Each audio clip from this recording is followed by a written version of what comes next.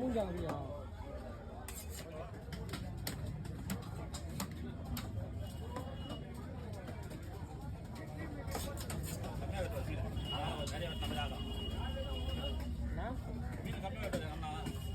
குப்பை போட்டு மீன் நிறைய வெட்டிக்கிற மாதிரி காட்டிடலாம்.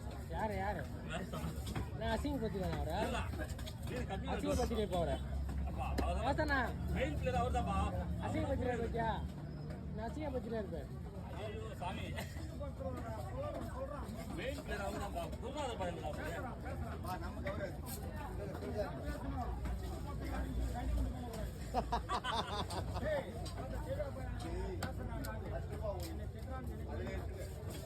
சின்ன கரு இன்னமே இருந்தாச்சுக்கோ நாட்டில் புத்தரா வாங்கலாம்.